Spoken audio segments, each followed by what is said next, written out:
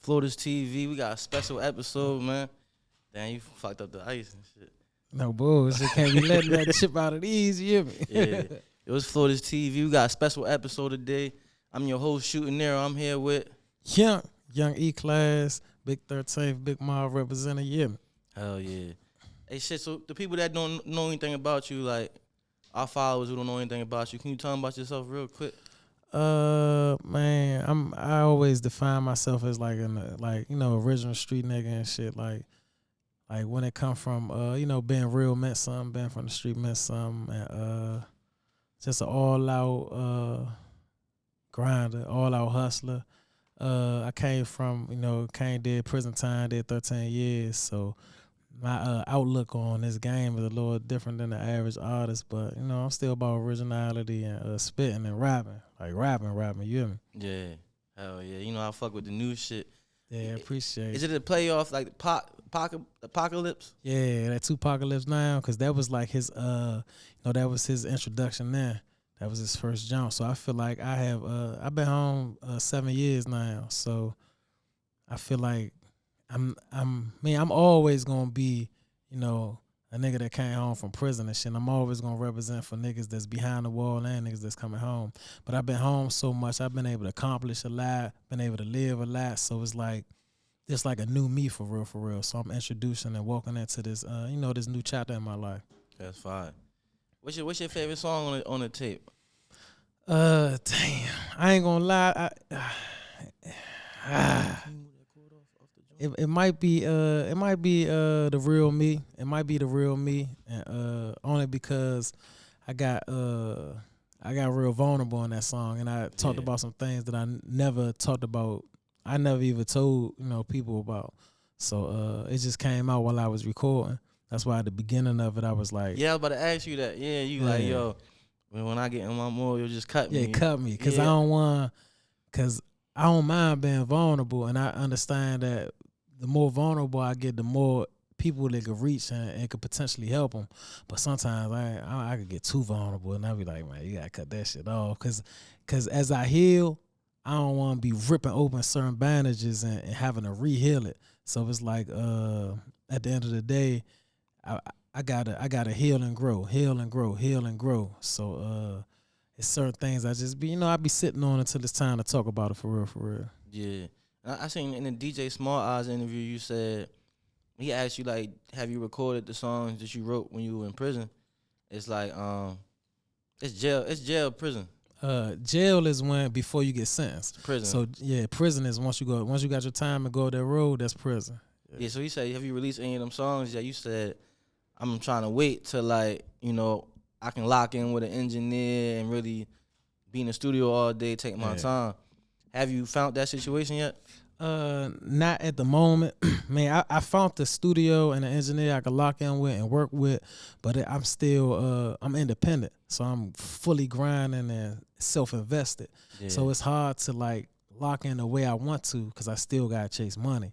I still gotta get money. So when I get in a position where as though and there's no time limit on it for real. I could be 80 years old, I'm still gonna do it. Right. When I'm in a position where as though I could really drop a bag, or a bag get dropped to fund a project, I'll be able to do it, because the music is priceless. The music is timeless, excuse me, and it's really gonna fit in whenever it's time to drop.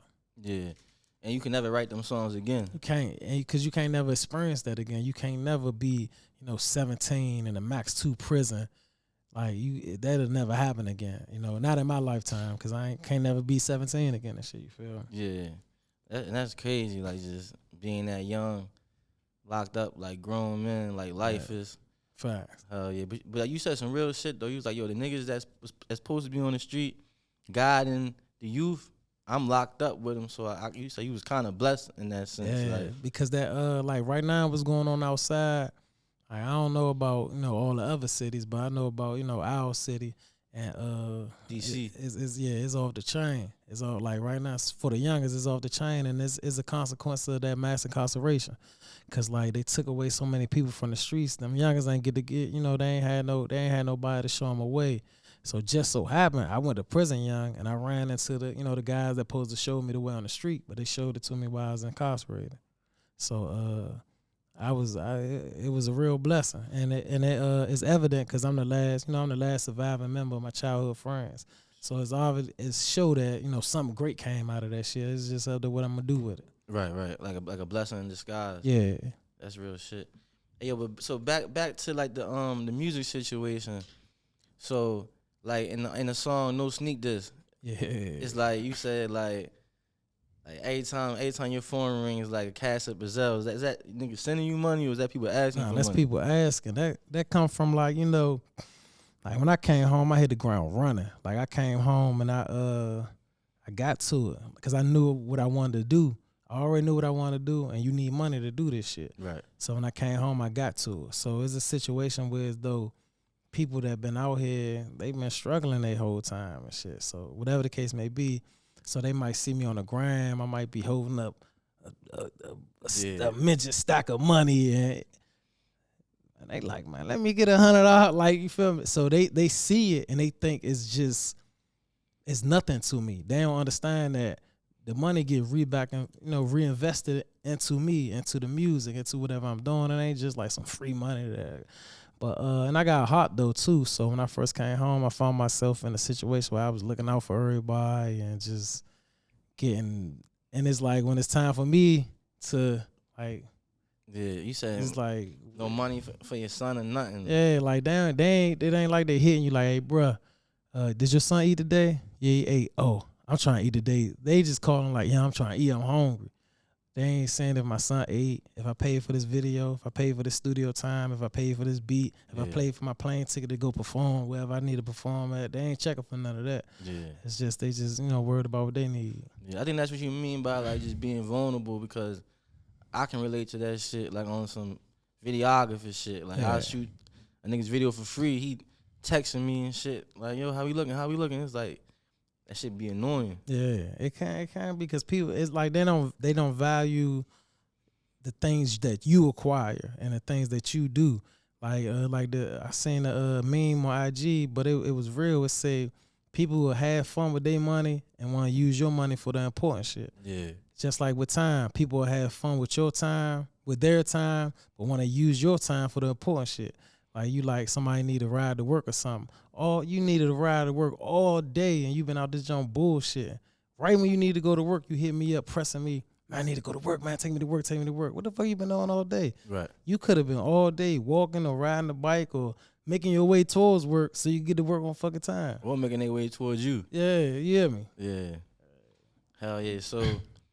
So like what's the plan when you do drop? It's Mobpocalypse. I got a speech impediment. Yeah, I mean I do too, even though it's my title, but yeah, it's Mobpocalypse now. Like he's just taking the apocalypse away and just throwing a mob in front of it. But yeah, it's Mobpocalypse now. And it's just talking about the record, like apocalypse is everything gotta die, everything gotta go. So basically that's why I'm saying this is the walk on my new chapter. All that old shit is over with. Like we on some new shit now. When you plan on dropping it? Man, I got a date in mind, but I don't want to say the date. But it's coming real soon. Like, next month is March. This February, it's dropping in March. Oh, yeah. Because I wanted to do a listening party first, but if the dates don't coincide, like I'm gonna drop it because it's time for it to go. Yeah, we did a listening party here a couple of times and shit. Like this room we in right here, you perform right here type shit. Oh, we might got the kitchen for the food, merch room right there. Oh yeah. Yeah, we used to go out on the roof and smoke and shit, but we can't do that. Oh damn, I cut that shit up. Yeah, so what you be getting into now, like other than the music, like? I do a lot of work in the community. I do a lot of work with returning citizens, at-risk youth. I'm real big when it comes to my niggas in jail and my young niggas on the street. Like that's where my heart at for real. And other than that, I be modeling and shit on the low.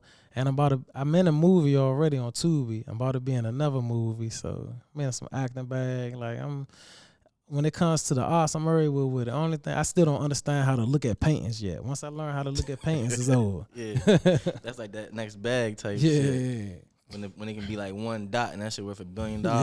Yeah. So like the stuff you do in the community, like I seen you on Instagram Live like last Friday. Like you was like, man, every time I come back to this place, like y'all don't understand. Like the feeling that go through your body. That's like, deep.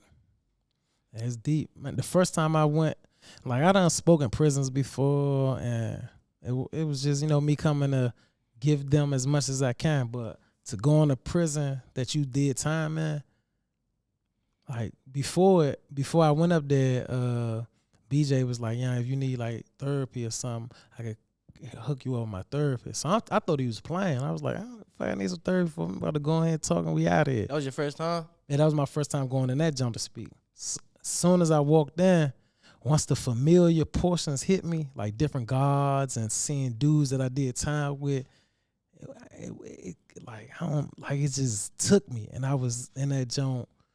I couldn't. The message that I came to deliver, I ended up delivering a whole nother message because I was so affected by walking through the halls that I walked through and things of that nature. And dudes like that's new. I went in there at 15. They seen me then, and they looking at me now, and they still in prison, and them telling me how proud of me they are, but I look at them as big homies. Like that's who I look up to. Like when we was walking up here and I got that prison call, I look at them as big homies. When I got dilemmas in my life, that's who I talk to. So for them to, to talk to me in that mind, it's just like it did something. To even the COs was like, look at you, like wow. And some of them COs was assholes to me when I was in it, but they respecting me and they looking at me like as a peer for real. So it was hard. Like I shed the tears. I'm in that jump talking and everything. I'm just glad to be in a position I'm in and for them to see it. Cause it's like dudes saying like, damn, I could do something when I get home. Like I can make something happen. And I ain't on no plumber shit. I ain't no electrician. I ain't no HVAC nigga. Right. I'm a rapper. Yeah, you ain't have to get PTO to pull up. Yeah, I ain't, you know what I'm saying? So they see that whatever they doing in there, they could come home and do that shit and make that shit happen. So it's like, so that shit feel good though. That shit feel good as a motherfucker. What's something that you said off the improv or that you said off like the spirit when you got in there, like you said? Nah, just letting them know everything that I went through coming home.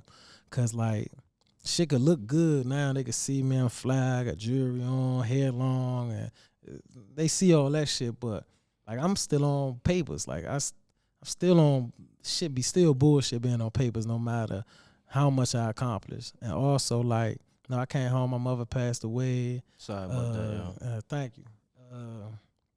5 on drugs. Like I still got a lot of adversities in my life.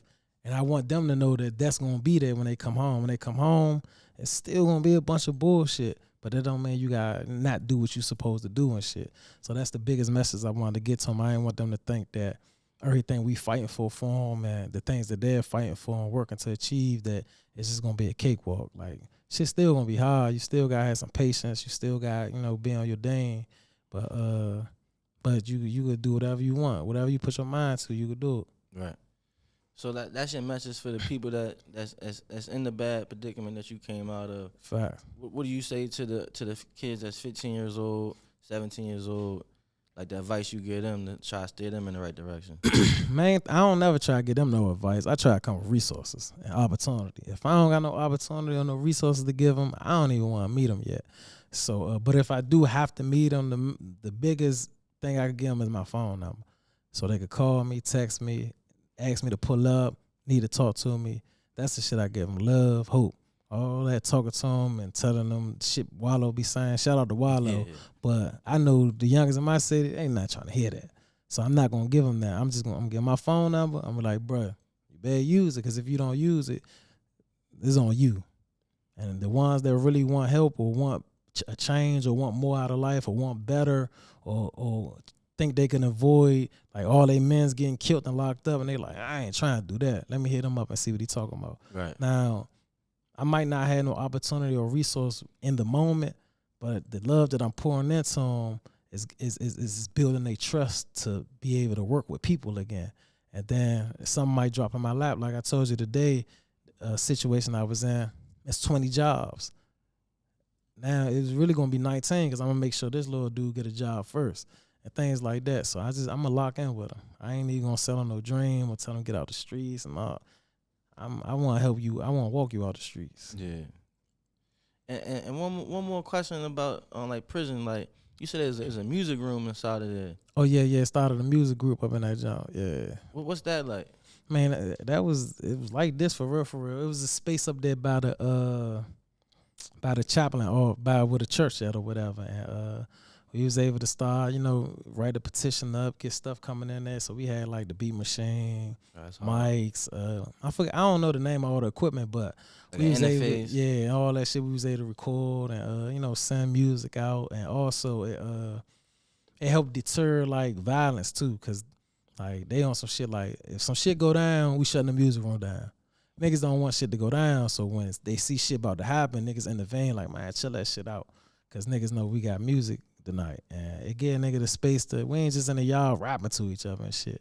Then through that, we was able to put on shows in the prison, and then I was able to start a TV show called Hit and Flow. That's actually in prison where I met DJ Quicksilver at, cause one of the shows we put on, Quicksilver came in that joint. His cousin was in there with us. I met, that was years ago. I met him. He came in there like, it was like a guest. I don't know if he judged it. I don't remember the fuck it was, but it was dope as shit to have somebody as big as Quicksilver coming to prison and watching us rap and shit. You feel me? Yeah. How did it feel when he had you on DTLR radio? Man, it's like full circle. It's like he told me when I get out, he was like, man, holler at me. But niggas be saying that shit be bullshit. The Von L. Hill shit. Yeah, but I came home, holler at him everywhere. Like, I ain't expect him to like put my song on the radio or walk me in to give me, but just, show love. And that's what he do. Anytime he see me, show love.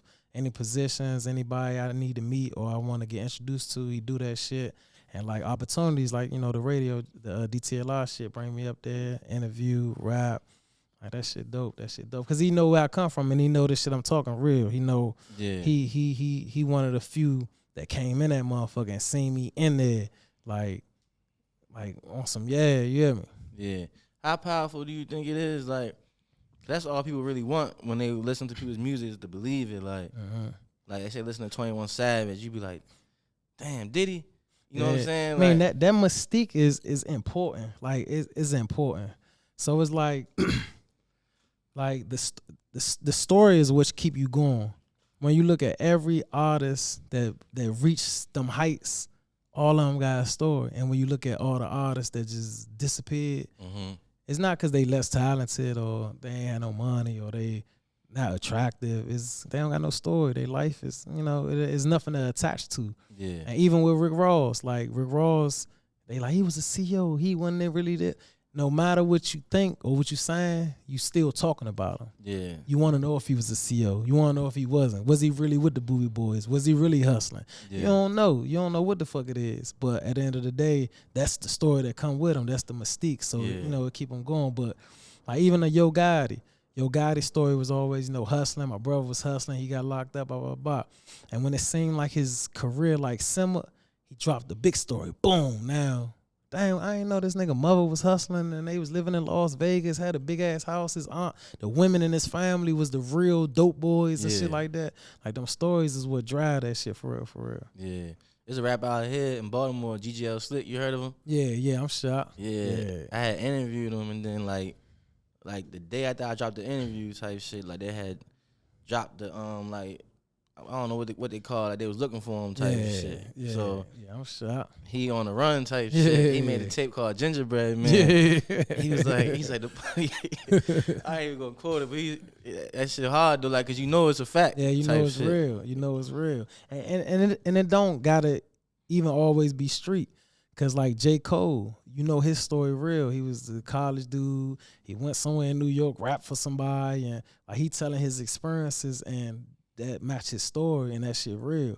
Kanye West, his story, his life, like him dropping that, that joint on Netflix, taking us deep into his story. It's like, it's got to be a story. It don't got to be street. It don't got to be prison, but it got to be a story. And if everybody got a story, you just got to learn how to like put it together and know how to push the narrative so, people could catch on to it for real.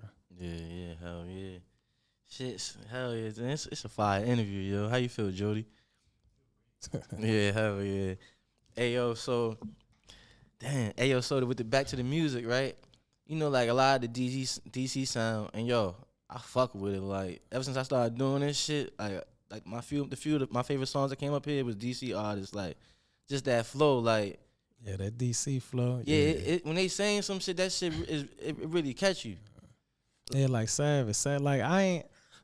I was in when that when it started or whatever, but like there's a few artists that know how to that really know how to do it. Mm-hmm. Like and when they really know how to do it, like you said, it catch you. So like a No Savage, even like a Big Flock, like dudes that do that. I hate that they coined it drill rap, but it is what it is. It's different than like the New York, Chicago, UK, like, UK shit. I like when they say the term, you know, the DC flow or DMV flow, whichever one they use. But yeah, it's some dope artists with it. And I love that they got their own unique style and stuff to bring to the industry for real, for real. Yeah. I ain't one of them artists that be like, it ain't gonna work, it ain't gonna go in the industry, blah blah blah. Cause people probably say the same thing about the Detroit sound. And they fucking took the industry over. And I fuck with that sound. Like I listen to a lot of artists up there. Have you ever tried the DC sound or the Detroit sound? Nah, I don't really know how to rap with sounds like that because I rap from passion. Like my music is pure passion, so I can't really even go in there and like manipulate a sound and shit. Like, cause I seen Tech did it with that shootout song. He did that like that drill sound. That shit was like that. Man, I'm a fan of it. I like it, but I just can't like. I don't. Yeah, it gotta come out. Like I can't go in there and be like, "This what I'm gonna do." Like right. That shit get really driven from passion and shit. Like I rap from an emotional point, so like it gotta come out like that. If it don't come out like that, then I can't really, you know what I'm saying? Yeah. And when I was on your Instagram, I seen that you had a song with Tech. That shit wasn't surprising at all. Type shit. It's just kind of like stand up DC, stand up Baltimore. It probably didn't take too much for that to happen. Nah, Slim. Also, cause from being locked up, I was around a lot of guys from Baltimore, so they was always like, man, there's a couple other Baltimore artists I got songs with, but he the biggest, and they was like, bro, you need to do a song with Tech. You need to do a song with Tech. But I was already a fan of Slim and shit, cause Slim be talking that shit. Yeah. So a good dude from Baltimore hit him up and hit me up and then put it together. We came out this joint and made it happen. Then I ended up going on tour. Then when I got off tour, I came back and we shot the video out here. Yeah. What was the tour like? Love. I'm tour, man. Them tours like it's love. It's love. You hear me? It's love, man. And for me it was unique because I ain't no artist that got a nationally big song. So it's like every time I hit the stage in a different city, I gotta find a way to connect with the crowd beforehand, before they be like, who is this nigga and shit. So it's different little ways and different techniques I use to connect with the crowd. And I mean, the number one, John, is just throw some money out there. You throw some money out that motherfucker, they gonna fuck with you. Yeah. But it's just different ways. You gotta come out, talk to them, select somebody in the crowd to like, lock in with and talk some shit with. And it's all growth, it's all love. But that tour life that shit amazing. That shit beautiful. You got like bigger rappers that fuck with you too? Yeah, I mean the biggest that I know of is Benny the Butcher. Like Slim be fucking with a nigga, like real tough. He be fucking with a nigga real tough. That's hard. Benny the Butcher one of them ones, yo. Yeah, he one of them ones. Like he one of them ones. Hey, but your style, like I told you outside, remind me of that cocaine cowboy, titty boy. Yeah. Like it's not similar into like in matches, but it's just kind of like you just kind of letting that shit out for real, and you just catching every rhyme scheme. You know what I'm saying? Oh, right. Yeah, that's the first time somebody, and I'm gonna have to go back and re-listen to it too, because I was in when they dropped, but when it did, that's what made me pay attention to him before he made that big boom to 2 Chainz and shit. That Cocaine Cowboy shit was crazy. Yeah, with the purple color cover and shit. Yeah, that shit was crazy. But the first song I heard from you was No Sneak This. So oh yeah, that one matches with it more type shit. Okay. Hell yeah. Do you feel like you still gotta deal with like a lot of like stereotypes? Yeah, hell yeah. Like, man, the one that I hate.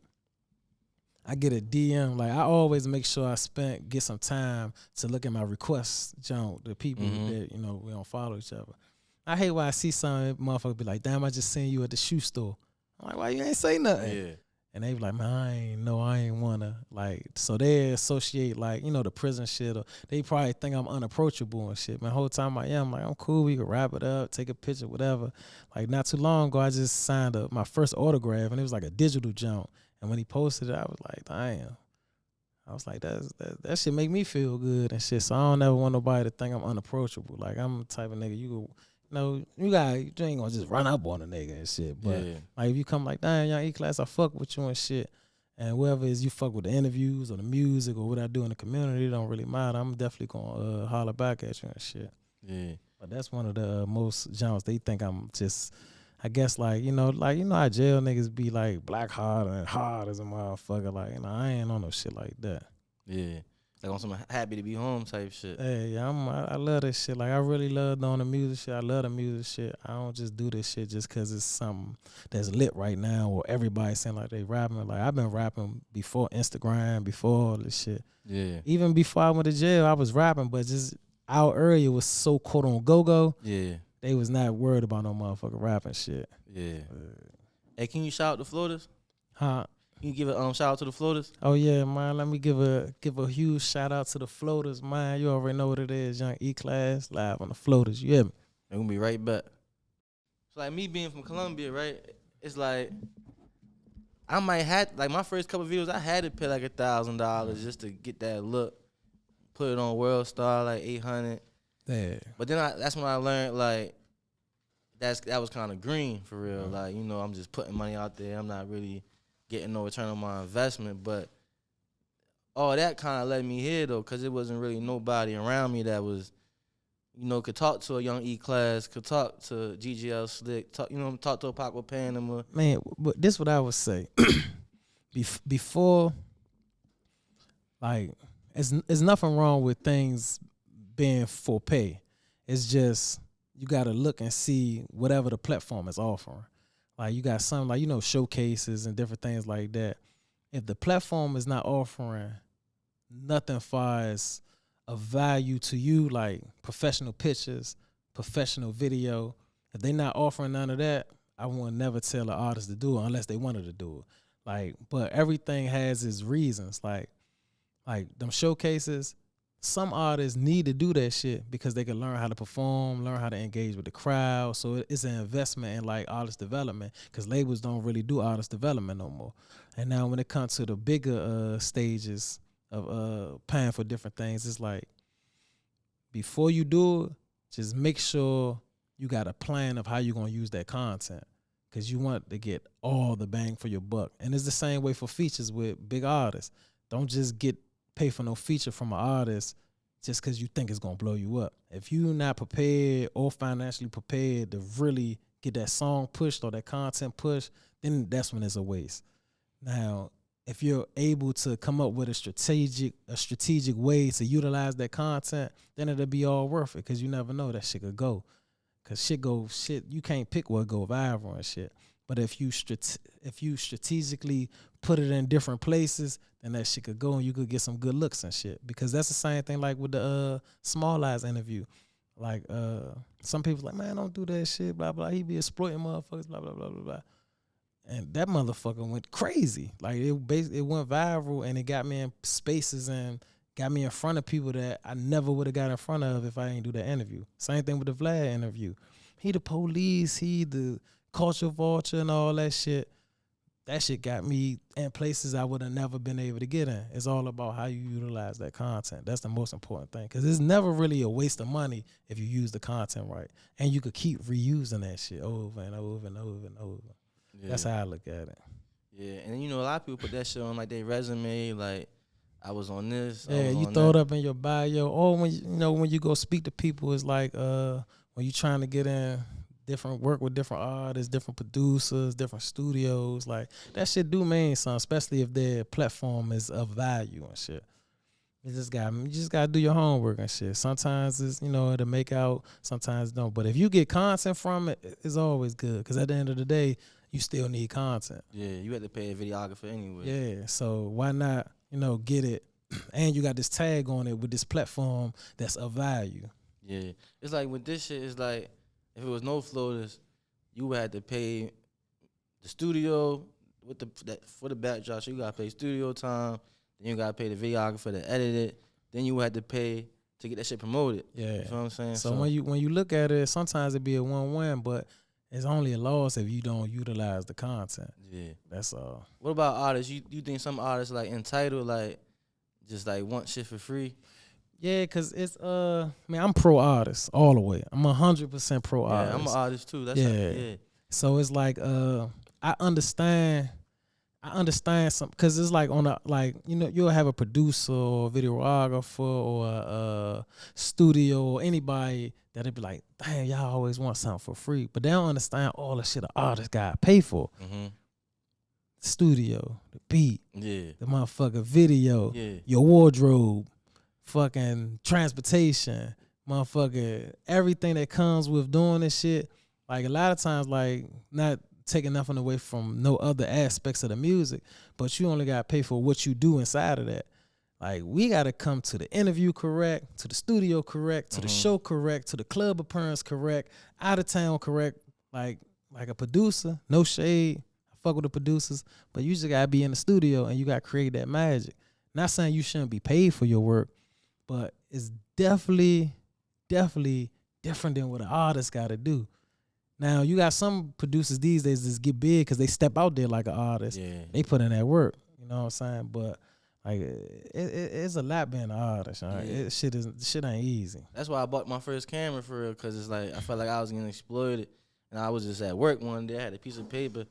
And I just, like, you know how you brainstorm in school? Yeah. I just put artists. And then everything you said, you got to pay for the cameraman, pay for the promotion, pay for the studio, the cover art. You feel what I'm saying? So it's just like you getting, everybody is just taking from you. So I just was like, we'll just fall back for real. Because that shit was fucking with me. Like, I had a girlfriend. That shit could I'm putting up too much money on the video. It could give you artist anxiety. Like, you could really, you could really blow a fuse in your head thinking about it. So like how you said you created that chop. Like for me, on a come up, I'ma create that chop, and every branch off that jump, I'ma see what the fuck could learn how to do or get somebody around me to learn how to do. Cause we gotta start knocking some of these motherfucking branches off. And that's when the bartering system come into place too. So some artists feel entitled. Some artists' entitlement is necessary, but some artists feel entitled because they don't understand accomplishments either. Because if you only do something only in your area, man, it's a bigger area than your area for real. But it go both ways for real. Yeah, hell yeah, man. Yo, I appreciate you pulling up on us, yo. No question. It's definitely one of my favorite interviews so far. Don't do that, man. I had interviewed somebody that worked with Drake and shit. You seen that joint? Yeah. Drake had comment on it. Yeah, I seen that joint. Yo, so he got that dude Nicholas F. He got fans like 15 years in. Yeah. Yo, they was going in on me on the comments on the YouTube video. Oh yeah, like, what they say? Yo, keep stuttering, cutting them off, not letting them talk, type shit. Yeah. So this interview, I ain't cut you off. You know what I'm saying? I was just listening type shit. That's good. Ain't nothing you learn from it. Yeah, it had nothing to do with that shit, but it kind of made me like tighten my game up type shit. But them comments be a beast, man. You can't. You can learn from them though, but they be a beast. Cause like if you go on my comments on any of my interviews, like they crazy. Like dudes being in how you get home so fast? He snitched. Or he was in prison, so I know something sexual happened. Or like they say all kind. I don't be paying attention to that shit. Yeah. Yo, the shit you said, you was like, yo, if you not built like that, you go to jail checking the PC. I ain't never had nobody say that shit. Real shit. I try to keep it as real as possible. For real. I just try to keep that shit real, for real. Yeah. Shit, we about to knock this freestyle video out, yo. All right, let's get it. Like, comment, subscribe. Tell me where to follow you at. Man, follow me on the gram at mobish.young, MOBISH.young, YOUNG. Everywhere is Young E Class, YOUNG Class, all that spelled regular. You could Google it, YouTube. Everywhere is music at I'm there. We out.